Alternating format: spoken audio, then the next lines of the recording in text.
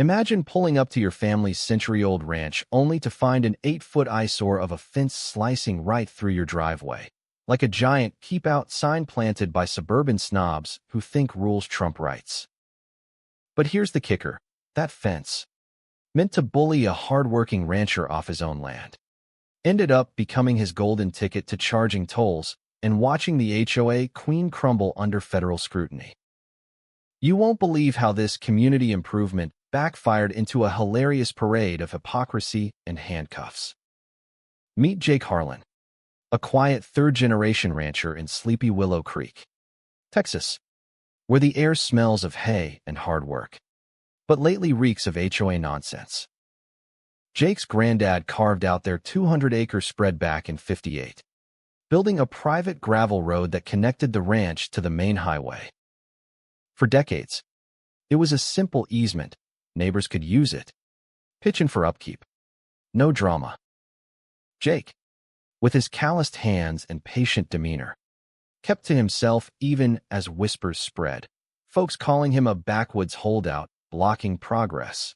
He heard the rumors at the feed store, saw the side eyes from new subdivision dwellers, but he just nodded politely, filing it all away like receipts for tax season.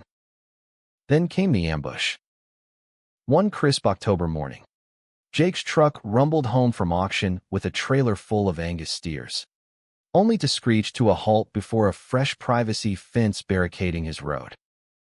There stood Brenda Kowalski, the HOA president, a plump, perpetually pursed-lipped tyrant in yoga pants and pearls, clipboard in hand like a scepter. "Mr. Harlan," she cooed with that fake sweet drawl. "This is for community security. Your operations are disrupting our standards." Jake stared, his cattle lowing impatiently. "Ma'am, this is my granddad's road. Family deed says perpetual access." Brenda's smile tightened, eyes narrowing. "Democracy voted, dear. Progress waits for no one, especially not outdated ranchers." Her board members shifted uncomfortably, but she waved them off, preaching about property values while ignoring the irony of blocking a man's livelihood. The violations piled on like bad karma.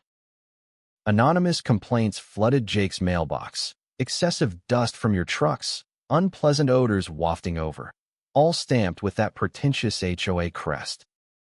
Brenda orchestrated town hall meetings, railing against incompatible land use in her moralizing tone.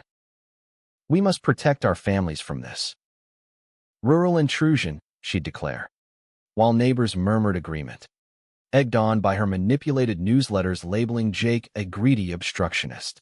Jake stayed silent, but inside, he was mapping her every move. He consulted his old pal, attorney Tom Reyes, who chuckled over dusty deeds. "This easement's ironclad, buddy. Federal grant from '58 makes it untouchable." Brenda's counter? A snooty letter demanding Jake apply for access passes at $20 a pop. For the greater good, she smirked at a chance encounter in the grocery aisle. Jake just tipped his hat. "Greater good sure looks like your ego." Brenda. Tensions boiled over when Brenda doubled down, slapping up a second fence and hiring rent-a-cops to monitor threats. Jake's response, a symphony of revenge. He rallied local ranchers for convoy practice on the public road, horns blaring at dawn, dust clouds billowing into Brenda's pristine cul-de-sac. "Noise terrorism," she shrieked to the sheriff, who shrugged. "Free country." "Ma'am." Jake's trail cams caught her guards trespassing, littering, even one watering his barn wall. Meanwhile, his wife Mia unearthed Brenda's dirty secret, a disbarred past in Cali for embezzling client funds, now illegally advising the HOA. Transparency is key to order, Brenda had preached, pure hypocrisy. Jake leaked it anonymously, watching her scramble with lame excuses, old misunderstandings. Nothing to see. The explosion hit at the county hearing. Jake presented the federal grant docs, wetland violations, and Brenda's fraud trail. Her face bloated red as the judge slammed her.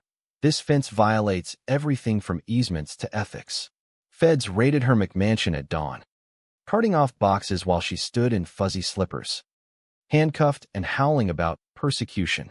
The HOA folded, tearing down the fence, coughing up $250,000 in damages.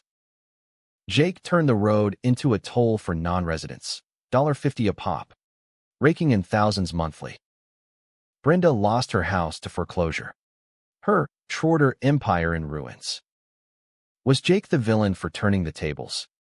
Or was Brenda's community spirit just a mask for control freakery? You decide. Who's the real fence sitter here?